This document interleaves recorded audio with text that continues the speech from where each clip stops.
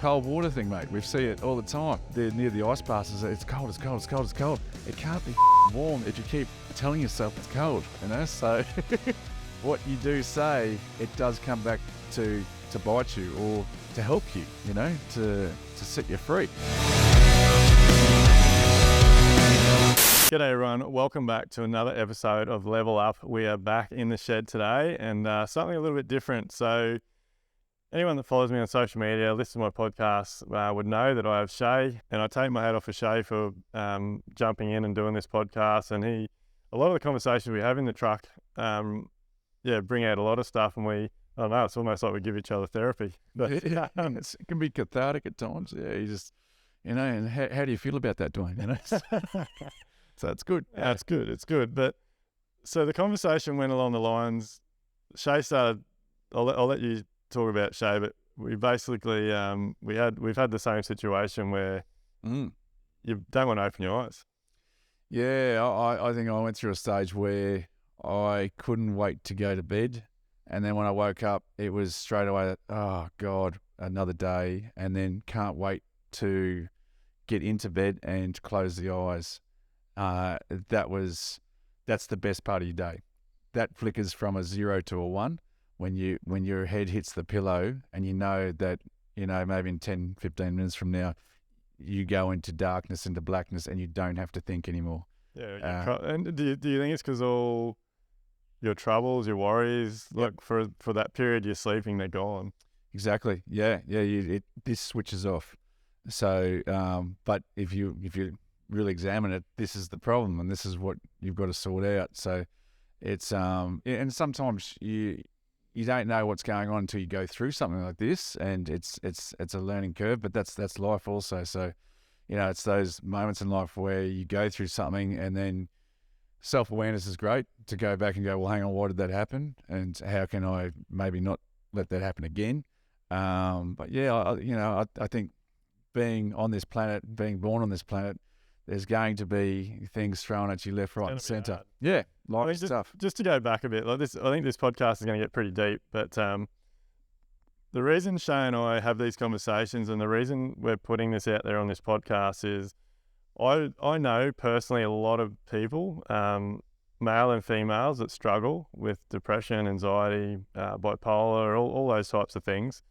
And me doing this, putting myself out there, Shea, being vulnerable and putting himself out there, our hope by doing this is that someone listening to this podcast will hear this and know that there's a way out. Like there's a light at the end of the tunnel, and you can work your way out of those deep dark holes. Yeah. Because I know, man, like I would have loved to have heard the sort of stuff that we talk about when I was in those times. Like I've had those times as well where I basically just drove around in I think people looked at me, I think people found it hard to understand or even think that I had depression as bad as I did and was in the state that I was, because like I had a great business. Like I had 40 plus guys working for me. Well, that was the perception.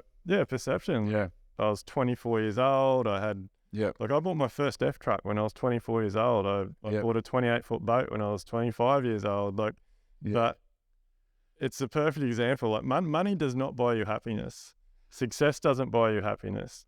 I was going through, I had all the stuff, everything I wanted I was getting, but I was still driving around lost and just couldn't wait to put my head on the pillow at the end of the night and not have any problems. I think as a 24-year-old kid, when you've got all that stuff and you've got all that responsibility, your platform becomes higher, and it's a further to fall than someone who's not dealing with millions of dollars and 42 carpenters. Like there's a lot of responsibility. So that's for a 24-year-old to take all that on, a lot of stress, a lot of pressure. But you know, some people may be stressed over a girl or a boy not accepting their friend requests, you know what I mean? And that could bring down their whole day. Not getting any comments on social media or exactly. Yeah.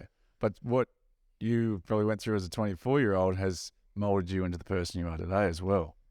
So I think that's important to actually just even acknowledge that 24-year-old Duayne helped you to where you are today, and running successful businesses, helping other builders run successful businesses. That 24-year-old Duayne was a big help along the way. If anyone can hear heavy breathing, it's just big Walter, the German Shepherd, coming in to sit down. Place. So mate, tell us a little bit about your situation, because you went through a lot of trauma, didn't you? Like your world turned upside down overnight. Yeah, I've had a few. Look, I don't think I've really suffered from depression, to tell you. I think I've gone through traumatic experiences in my time that sort of led to a depressive bouts, but I don't think I've got that makeup to, I've been fairly even keeled throughout life, but there's always something. There's always this roadblock or a speed bump that you'll run into, and it's like, fuck, I didn't see that coming. And it'll just hit you for six. So there's a couple of things that probably the most traumatic thing was actually starting university again. So when I started university, I was a mature age student. I was probably 27, 28. I'm hanging out with 18, 19-year-olds, and I'm going into acting and drama. And I'm taking it seriously because I'm 28, 29. So if a lecturer or a tutor doesn't show up, I'm like, I just drove from the bloody coast, mate. Like, you're wasting my time. But as an 18, 19-year-old, you've got different priorities. But I remember actually trying to do essays.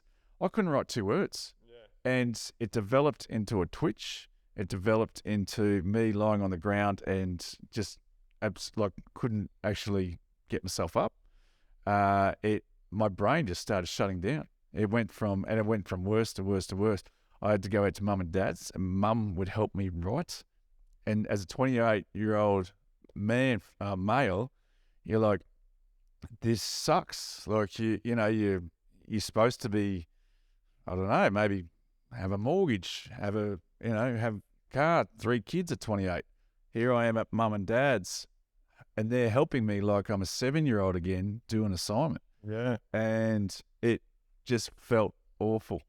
And then you start actually telling yourself, maybe I'm not that smart. Maybe I haven't got what I used to have. And then you start actually convincing yourself that you're not that smart and you shouldn't be at university. And I actually just a couple of times just sitting on this, I was actually wrote a letter to the dean to say, I quit, I'm out, I'm done. I'm just going to go get a job. And I don't know what kept me there, but I actually showed up the next day, and then I finished my degree and got my degree. But to this day, like, I've actually written the letter to say I'm done. Yeah.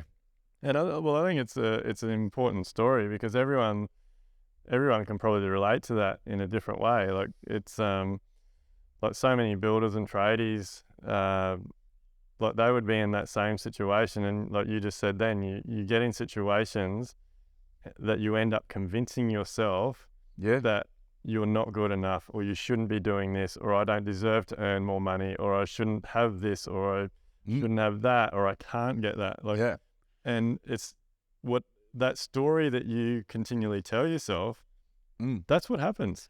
Well, it manifests. So like that repetition becomes your belief system. So I was like, I can't do this. I can't do this. I can't do this. I'm shit. I'm shit. I'm no good. I'm no good. I'm no good. If you drill that into yourself enough, guess what? You can't be good at it. As we were just talking off camera before, like, all my mates like through our 20s, like, I'm really shit with women. You can't be good with women if you're talking about yourself that way all the time. The cold water thing, mate, we see it all the time. People go down by the, or they're near the ice baths and say, it's cold, it's cold, it's cold, it's cold. It can't be fucking warm if you keep telling yourself it's cold, So what you do say, it does come back to bite you or to help you, to set you free. Yeah. You've got to, like, I believe stories are the key to success now. Like, you have to be constantly telling yourself what you're going to achieve. Like, I know, we'll talk about it soon, but like, I do it by journaling, but also just giving myself a pat on the back. Yeah. I think, I don't know, it's like times are definitely changing, but like I was brought up through that old school era where you got kicked in the ass if you did things wrong, and if you even looked like having a tear in your eye or being emotional about something, thought you might be a puff or whatever. Yeah. You got degraded, like all that type of stuff. But it doesn't have to be like that. Like it's okay for blokes and females to be vulnerable. Oh, for sure. Like, yeah, I remember being in band music, and you were called a fag for going to band camp. Yeah. And I'm like, I'm just hanging out with all these chicks. What do you mean? Like, what are you talking about? But it was like those sort of things back then, like, because I'm 44 now. So I graduated in 96, but back then those things were gay. You know, and like those things now are well accepted.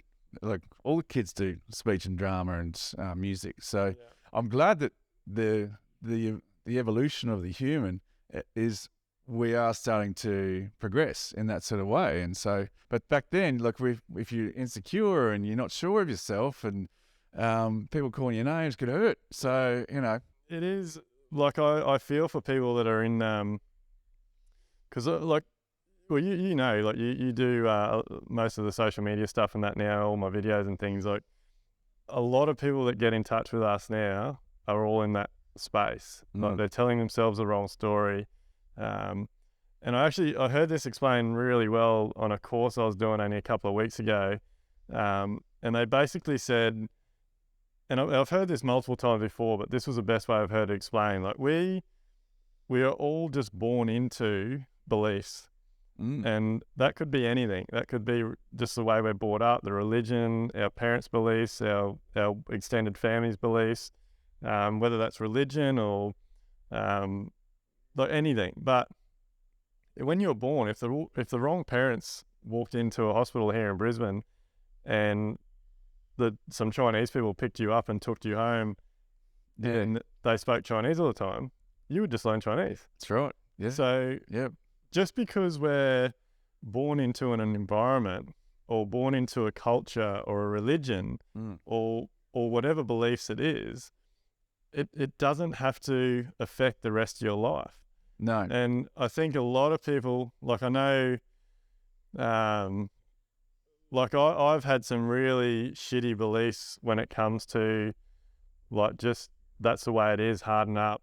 Yeah. Like you need to work hard, you'll never be successful, you don't work hard, and like a lot of people's beliefs that I believe are wrong, especially when it comes to money. Like so many people just have this background noise from family members or relatives or friends that you can never afford that, you can't get to that's going to be hard work, or you work too much. Like it's stories. Sadly, money's still the precursor for success. So which it shouldn't be. No, not at all. Mate, look, like have a look around. Like how many wealthy people around the world are unhappy, depressed, like using drugs and alcohol and sex for like to make them, or to try and make them feel better. Yeah. Like some of the happiest people I know, I've got nothing. Well, they haven't got nothing, but they're comfortable. Yeah. They're happy. Like they don't need to show off. They're happy with where they are, with what they have. They're not trying to exceed. And they love life. Look, I think there's some seeds that are planted as when you're a kid growing up, and I don't know, you've probably got a few from your mum and dad that you get to a point though in life where it's like, hang on, this is where self-awareness is huge. Is like, is that actually working for me anymore? Like we've got the luxury of actually having Google and the internet, and we can look at all these things up and get examples from a million different people. Our parents didn't have that, so in some ways they were, they're doing the best they can to and like love. Did you have love in your family? Yeah, definitely. We had love in our family all the time, and I don't. Mum and Dad did the best they could, and I love them for it. And there still is so much love in our family, and I feel very grateful that we've got that, because a lot of families don't have that. And mate, I wouldn't be the person I am today without my family and relatives and the way I was brought up. Like we had an awesome upbringing. But, But like even that, like our families are born into a certain mentality and mindset. Oh, for sure. And it just keeps going and going and going. So when you are in that deep, dark space and you can't wait to put your head down of a night, and And it can be for all types of reasons, can't it? Like you could be a mother that's struggling with kids. You just want the kids to go to bed so you can go to bed and not worry about things. It could be about money, it could be about work, could be about anything. Yeah, bad stress is not fun. Yeah. Like, yeah, if you're under the pump and you do have 3 kids to feed, you're not feeling up to it. That's got to be tough. That's not easy on anyone. So how did you turn around, mate? Like, how did you go from that spot where you're at your mum and dad's, 28 years old? Yeah. It's time, and then start putting the pieces of the puzzle together, and like that was to me, life up to that point was easy. Everything just came my way. I always just thought anything I do, everything's simple. And then that happened. But then what happened, I actually got myself back on track. And I'm a talker. I talk to people. I generally work it out by talking to people and getting it off my chest. I don't like keeping things on my chest.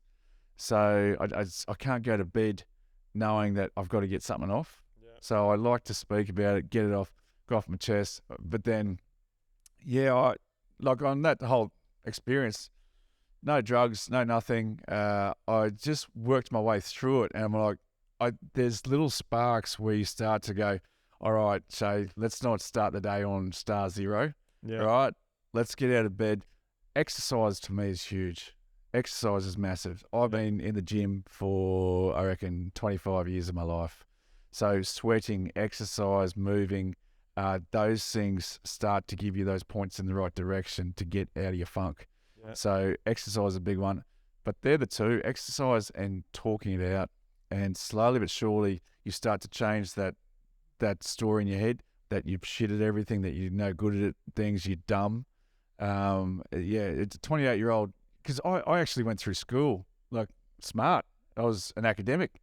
And to go from that to that at 28, and all of a sudden, all your world just comes crashing down. It was, like, as I said, I developed a twitch. Yeah. Like, how that actually happens, because it's almost like the bad juju trying to get out in some way. So you just start, and I would lie on the ground and just twitch for hours, and it was just, it was horrific.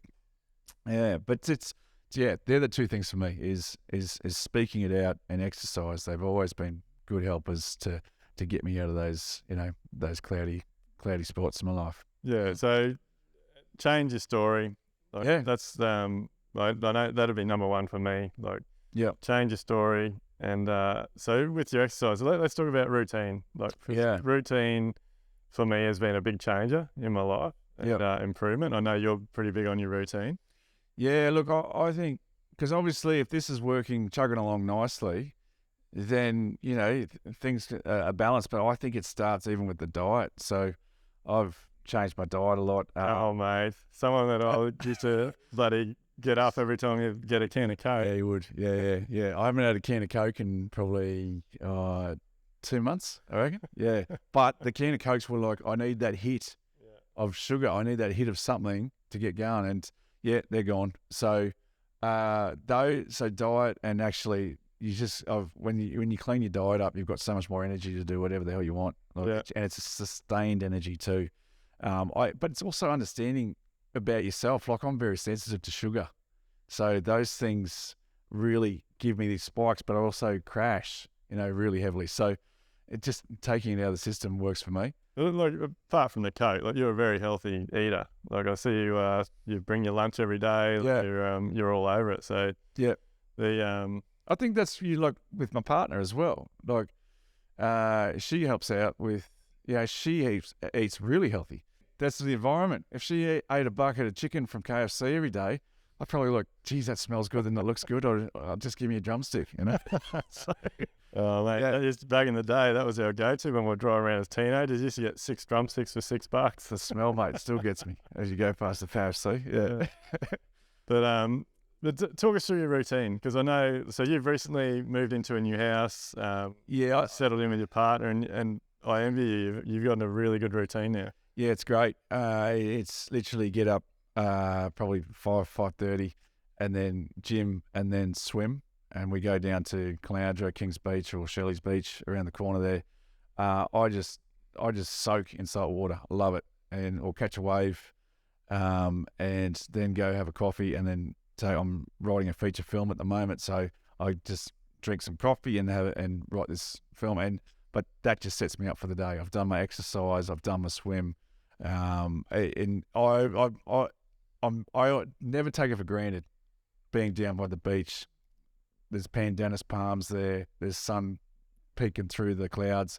There's something about that place up there, or just having your feet in sand that I've got a smile on my face all the time. Yeah, love it. Yeah, no, it's awesome. Well, you can see it in people's moods, can't you? When they've got a good routine that works for them. Like, people are energized and it works. Yep, for sure. Yeah, I think, and it's like, I know for me, it's been all the simple little things that have really helped me over the past 5 years. Yep. Just having clarity and knowing where I want to go. Like, I'm big on writing in my journal, and I guess it's those, you keep, like, for me, telling myself those stories and then putting those stories in my journal. Yep. And then I like to go back and review. Like, I'll just every now and then I'll flick back and look at a year ago or 2 years ago or whatever, and man, it's good when you see the shit that you've written down and you're like, fuck, I smashed that. Yeah. I've got that now. Like, or I've achieved that, or that's happened. Or what's the one thing in the last month or two that you've read, seen that goes, holy shit, and the light bulb just went off, and you may have made a tweak to what you do because of that? Could be a little bloody saying, anything.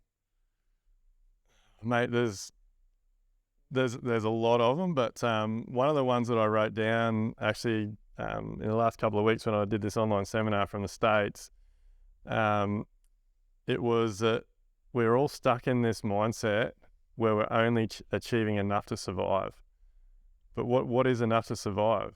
Like, what happens if you get a bill that you didn't know about, or a family member gets into trouble, or like something comes up, or your family has a medical issue that you need to get into a hospital, and if you had more cash, you could get them into a better hospital. Yeah. So that's been a big one for me in the last month. Like, get off that bandwagon that just being comfortable is enough. Like, I want to have enough that I can help other people. Yep. Yeah. Well, I suppose go back to the parents. The amount of times I hear my parents say, we just deal with things. We just get by. It's, again, that talk, and that's been their talk for their whole life. It is. It's just on the breadline. Yeah. You know? Yeah. But you want to thrive. Yeah. You don't. Not everyone wants to thrive, and that's okay. You know, but you got to work out what your thing and what works for you. So look, like we said before, I definitely don't believe money makes you happy. I don't believe money solves any problems. If anything, I think the more money you have, the more problems you have. Yep. I think money will solve problems, and whether that problem is being able to have the house you like, or the car you want, or help a family member out, or like all of those things we just mentioned. Yep.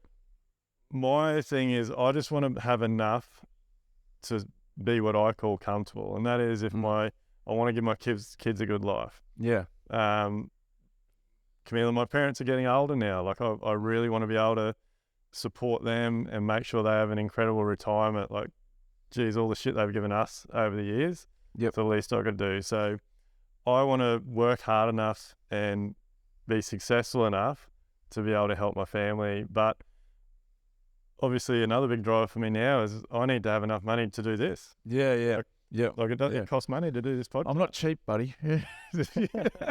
But look, just going back to the environment, you've taught me a lot. So we've been now doing this for about 2 years. Your work ethic is relentless, and I can't see you not succeeding in what you want to do by your grit, determination to actually, and you're actually very flexible to try new things. Like the things I throw at you sometimes, and you're like, well, that could work, instead of just shutting it down. But that's now. I know, but you know me for a long time, and like when I first met you, there was no way in the world I would have said or done half the shit that we do now. I know, but I'd take my hat off that you at least gather the thought and go, well, hang on, could that or could not? Like, instead of just shutting it down straight away, that's not me, I don't do that, right? You actually will, you've got the flexibility to try new things. You put yourself out of your comfort zone all the time. So I've said to my partner, I take my hat off to you that you actually do these things. But you've taught me a lot in 2 years. So I think, you rub off each other. The fact that we're hanging around each other all the time, you've got to rub off on each other, So I think the other big thing is, mate, we both give each other advice, which again, it's the whole point of this podcast. Like, I want this podcast to be giving everyone advice and helping people, but like, we both sort of say what we think. Like, we'll pull each other up every now and then. Yep. Mate, do you know what? The amount I've learned from the podcasts is huge too. Like, when the Trademark Boys said, when they, like, you ask them, how do they deal with their problems? Because obviously they're going to get under each other's skin at some stage. And it's like, it's addressing the small problems before they become a big one. Yeah. And I think that's spot on, because they'll start to well up to this big problem if you don't just hit it on the head straight away. So I think that was really good. Oh, mate, to relate that back to the builders, tradies, clients, whoever it is watching this as well, like that is huge. Like, I know so many builders end up with these big shit problems that could have been resolved with a simple phone call or organising a catch up on a site. That end up snowballing and lead into situations where it possibly, it tarnishes a relationship with their clients, but it could possibly ruin the relationship, makes the rest of the job really hard, makes them feel like they don't even want to attend that site anymore. Possibly costs them some money, or even worse, gets them in a situation where the client won't pay them or doesn't pay them. Or because, like you said, they let a small problem grow and grow and grow. You just keep adding water. It'll grow. But it ties into how we started this podcast, mate. Like that. That tiny problem of just wanting to go to bed each night and close your eyes. Like, if you keep letting that manifest and grow, you will end up in a bad place. Look, let me swing it back onto you. You've told me many times you just used to drive around the bush, get the boys all set up on the site, and then just piss off and not be what you'd come back at the end of the day. Oh, I'd just go home, mate. And like, I still think about it now. Like, when I was in my worst place, I had lead carpenters running jobs and things. So like, there was days where Camille would think that I'd left for work and gone to a job site, but mate, I'd drive 3 hours away. Like, and it actually scares me thinking about now, because like, I used to leave home, and I still do, like 5:30, and it wasn't uncommon for me to get home till 5:30. So I could have driven a long way in 12 hours. But you're trying to drive away from your problems as far as possible. Is that like? Mate, I don't know. I think I was always looking for something. Like, when I was driving around, like I love the country. And so I think I was always sort of hoping to find a cheap farm or a cheap house so that I could run away from all my problems. But I don't know, mate. And look, my phone would ring during the day, and I was in my truck, so people didn't know where I was. And like, when the phone rang, depending on who it was, like, I'd answer the phone and I'd pretend I was all cheery and no worries, mate, sort that out. We're on to that. It's all a facade. It was all a facade. Yeah, mate. I think sometimes, like, going for a drive, it can be soothing as well. Just seeing the countryside, there's nothing can actually, but the thoughts are bad though, aren't they? And so how did you get out of that? Mate, look, I just couldn't let people down. Like, that was probably the biggest thing. Obviously, most important was Camille, and like, at the time we had Lottie, but number one, I couldn't let my family down, and number two, I couldn't let my team down. Like, I had some really good carpenters, and I don't know, like, I do quite often wonder, like, where I would have ended up if I hadn't have grown such a big carpentry business and had so much responsibility. Like, Yeah. maybe if I only had a couple of guys and Yeah. small bills, and who knows, it could may ended up badly. But I couldn't give in. I couldn't let it down.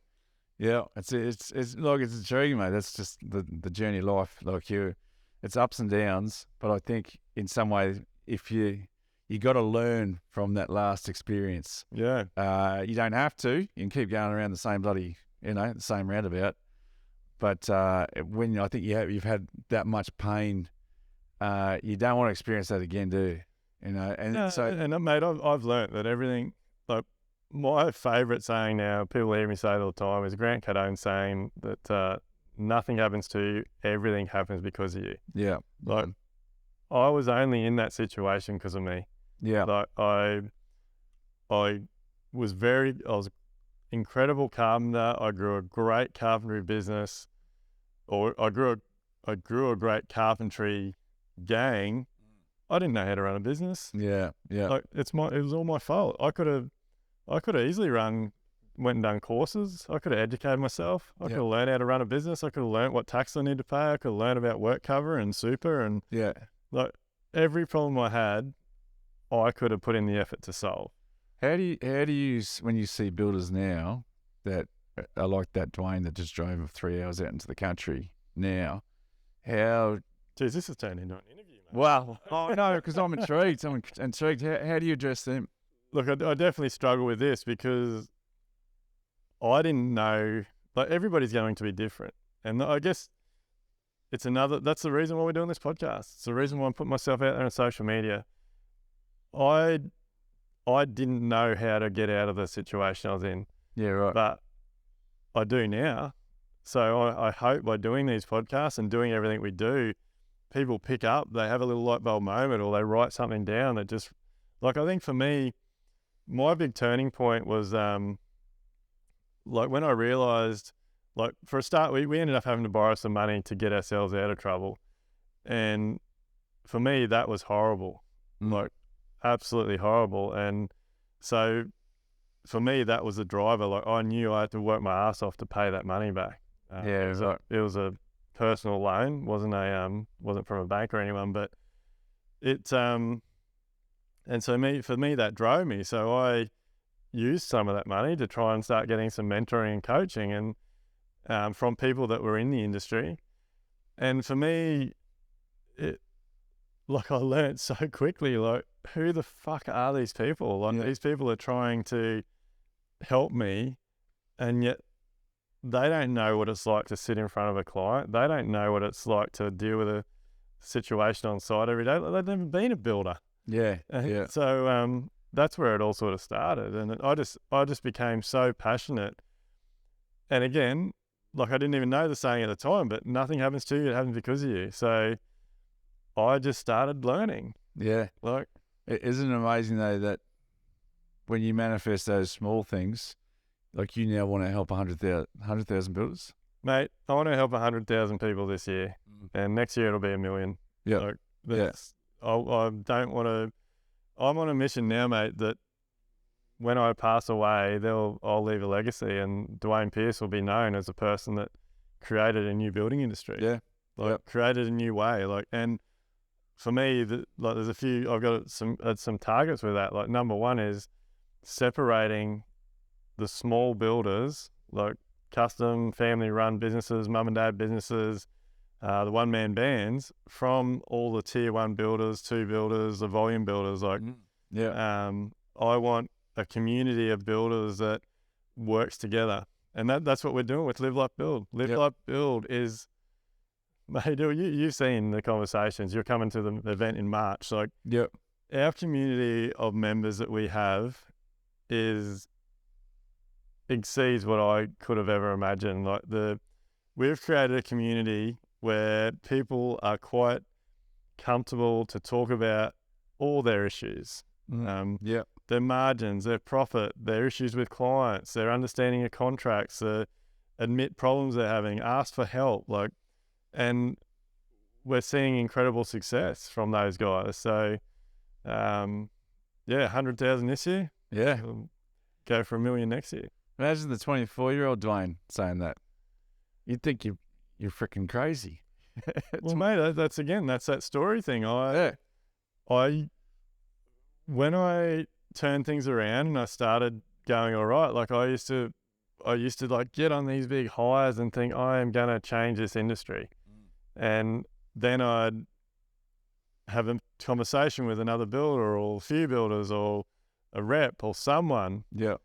And someone would say, "Oh, mate, you'll never change it. It's too hard. Like, just got to deal with it." There was a bit more grit, a bit more determination when people. No, well, then I'd fall over. Then I'd Oh, right. Yeah. I'd just go back to my old ways and just poke along, and then So you listen to them. yeah. Yeah. Wow. Yeah. Okay. And I did that for years. Yeah. And then when Amelia and I started Live Life Build, and just our combined passion, and I was like, "Fuck, I'm going to do this." Yeah. Like together, we are going to create a new industry, and then that's awesome, mate. we yeah, look, Amelia and I have spent a lot of money in the last few years. We Live Life Build is just such an incredible purpose for us. So we put so much time, energy, and money into that business, and it's paying off. Like we're getting so many people having so much success from what we're doing. But Amelia and I are both very involved in working on ourselves. Yeah. Because we've learned if we're not right, then things around us aren't right. So, and a lot of that rubs off on our community. But look, besides that, like everything's clear for me now. Like you said before, we got like having routine. Yep. Like first thing you hear everyone say is, "I got no time." You've only got no time because your priorities are wrong. Yeah. Like having a journal, having your day planned out, having your week planned out, having your month planned out, having your year planned out. Like when I tell people that Camille and I have planned our year out, we got holidays planned, long weekends planned. Yeah. Like people are like, what the, like, Yeah. how does that work? But you've got to, like you asked me before, what's in the last month, what's happened? Another thing that's become really clear for me is you have to have a target. If you don't have a target for every single aspect of your life, what are you aiming for? Yeah. Yeah. So is your target a holiday that you've scheduled in? Is your target a dollar amount that you want to make in your business? Is your target a certain amount of days you want to pick your kids up from school? Is your target a time that you want to get up in the morning to exercise and spend on yourself? Like you have to have a target. Yeah. I was talking to my brother about this the other day, and he's a school teacher. And I said, like, don't you at some stage, don't you want to do something else besides school teaching? He said, my 3 boys are my everything. So I do everything for them.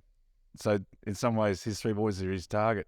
He wants to see them grow up to be awesome human beings. And that's his thing. And I think he's lucky because he's worked it out. Yeah. He worked it out years ago. I can talk about the same stuff that we talk about, but he's teacher's wage isn't the greatest wage in the world, but he's not an idiot. He understands that he could go off, if he wanted to try out an Australian Idol or whatever, you know what I mean? You could try that, but that none of that interests him.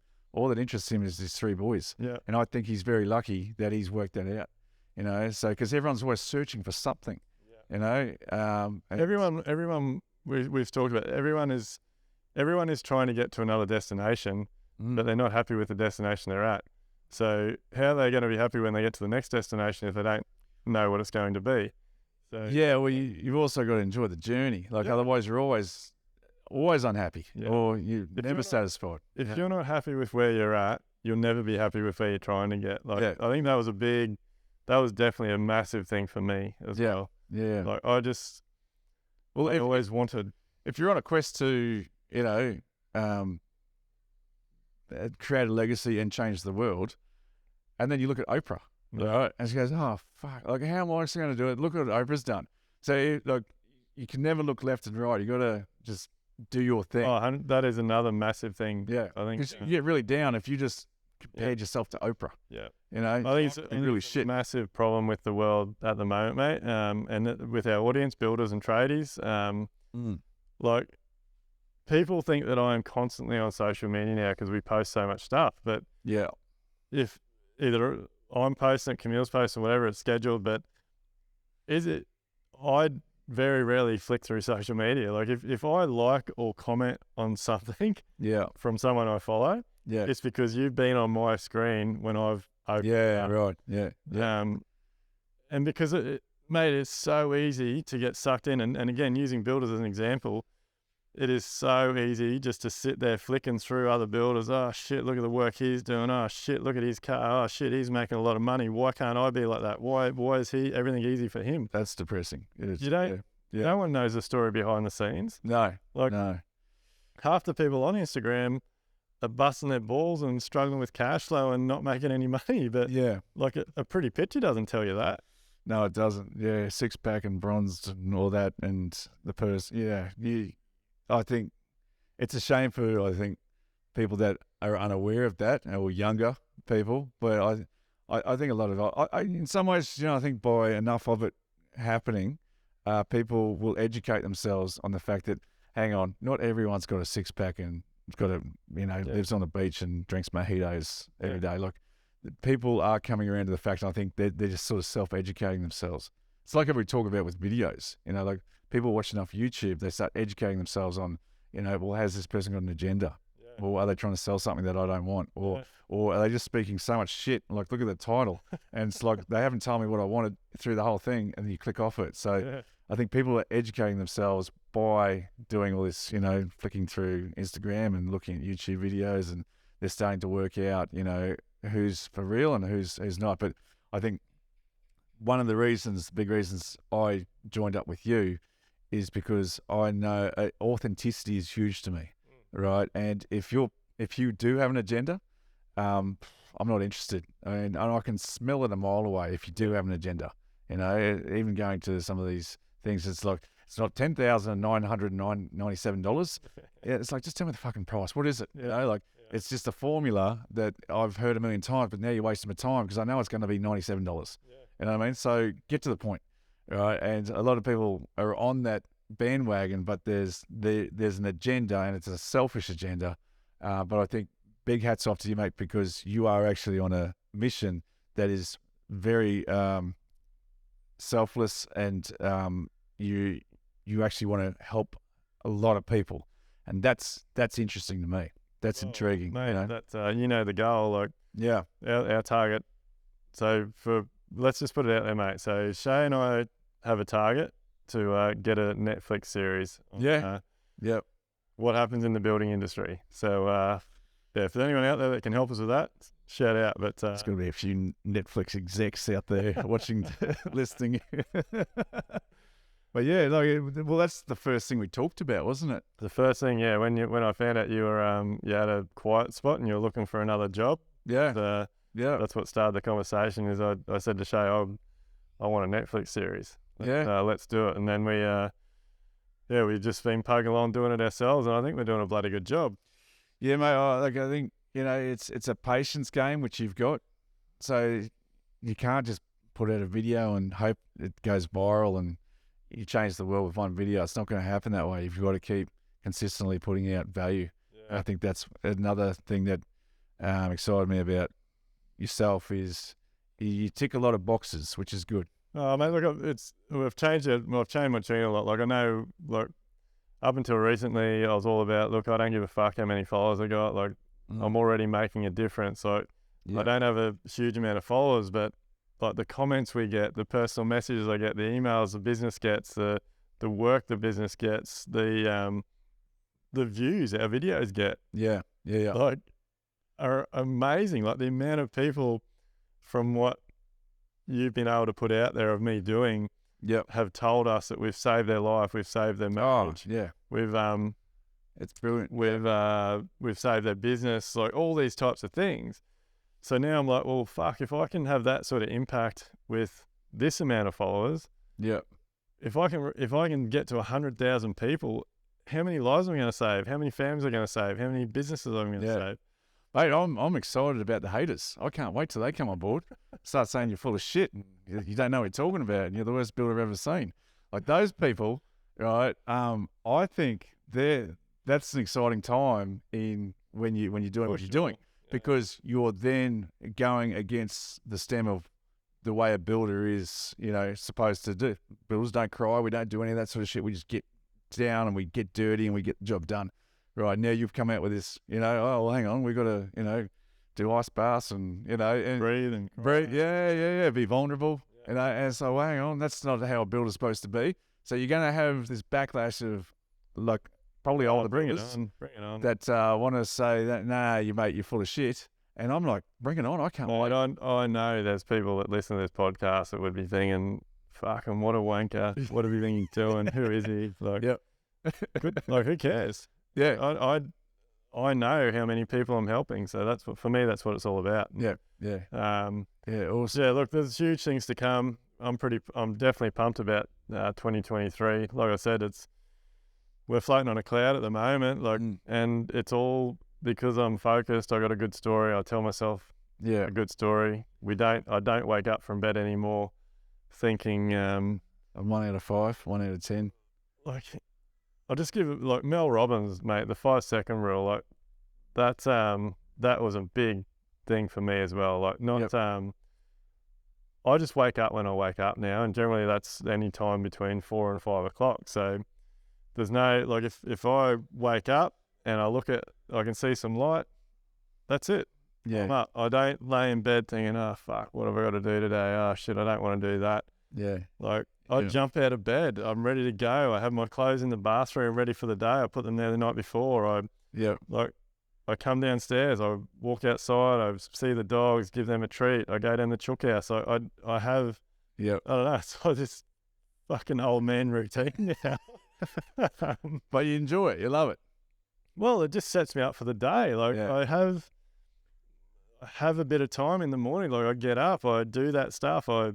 I have a drink, I have an apple, I go and get my journal, get my iPad, get my pens and put my pens in my pocket, like, get ready for work, throw the ball for the dog a little bit. And everything's just good. Yeah. Like, I look forward to getting in the truck and going where I got to go. My day's scheduled, so, like, the first thing I do before I jump in the truck, or even when I get in the truck and start it, I look at my schedule. I look at what my meetings are for the day, where I've got to go. I have in my mind what's going to happen. Like, so there's no stress. Like, it all flows. I can't stress enough to people to have a routine. Like, having a routine and having, like, you set the rules. Like, well, I think it's important to have that routine around sleep.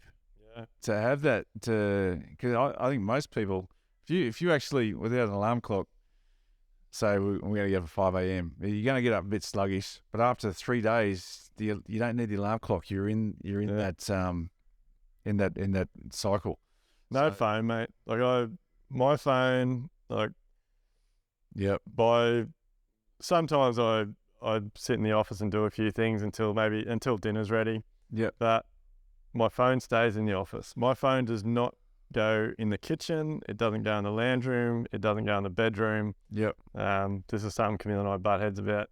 But we're the same, mate. We've got a charging station in our pantry. Yeah, my phone goes in the charging station in the pantry. I don't know why we've got to charge, but anyway, it goes there. And before I jump into bed, there's get away from that. Like, and look, if there's shit on TV, which most of the time it is now. Like, Camille and I watch a series or whatever, but everything is calm. Yeah. Like, I'm not fucking flicking through screens for an hour trying to find something that interests me, or worrying about what other people are doing or have. Like, even just let the viewers know though, like, everything's not bloody hunky dory. Like, at the end of last year, it was fucked for all of us. I think everyone felt the pressure. And I was out last year. Like, I think I even said to you, like, we missed our holidays last year. Yeah. Violet got COVID for one of them. My truck broke down for another one of them. So we had quite a lot of long weekends, but I didn't get a good break. I think every holiday that you lined up, someone said, righto, someone's got to get COVID. So we can't let Duayne go, because I think there was about 4 or 5 in a row. That's like, it was COVID, and then truck broke. And then maybe COVID at the end. Like, it was just stupid how many times that you couldn't go away. And I think there is something about coming back, because everyone then had 3 weeks or so. Yeah, we had 3.5 weeks. Most of our team had 3-4 weeks this year. Well, I think everyone's coming back better for it. Everyone's come back refreshed, recharged, different mindset, and they're getting stuck in. But I've noticed a change, and you can't keep doing that, can you? Like, if you work through, you just keep winding the batteries down. Yeah, no, I was definitely burnt out last year, mate. Last year was Groundhog Day. Yeah. Everybody, myself, my supervisor, come in the office, like, you heard me, like, every day was like we were repeating the same thing, because there was Yeah. Yeah, I don't know. This podcast could go for hours. But, I think, look, I hope everyone's got a lot out of this podcast today.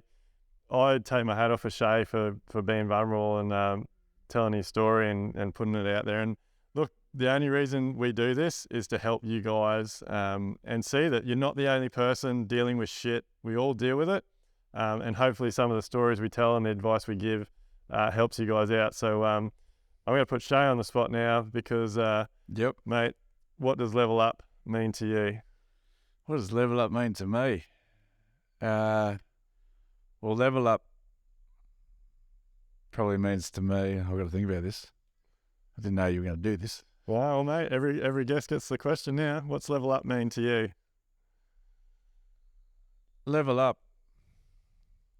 I think You know, for me, Shay's going to edit this and cut all this out and make. No, that's fine. That's what. Hence the long pause. There's no cutting on this, mate. You are. I'll put you on the spot.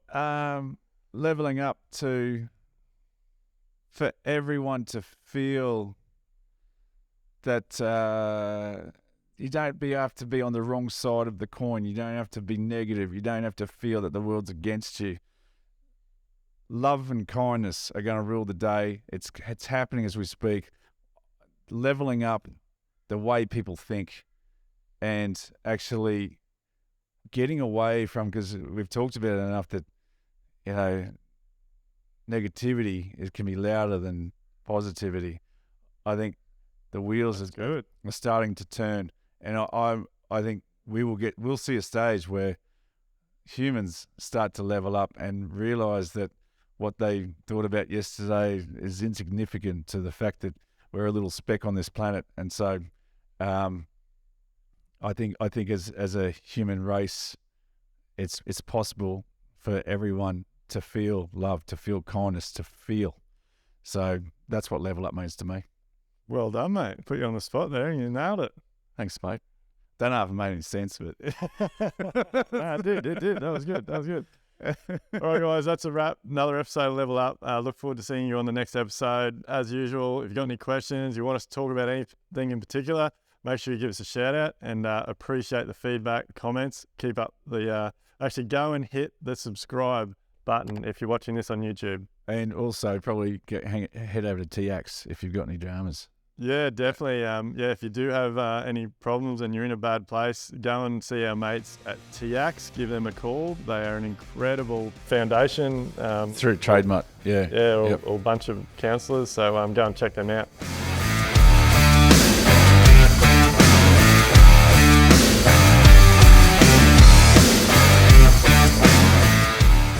Everything discussed during the Level Up podcast with me, Duayne Pearce, is based solely on my own personal experiences and those experiences of my guests. The information, opinions, and recommendations presented in this podcast are for general information only, and any reliance on the information provided in this podcast is done at your own risk. We recommend that you obtain your own professional advice in respect to the topics discussed during this podcast.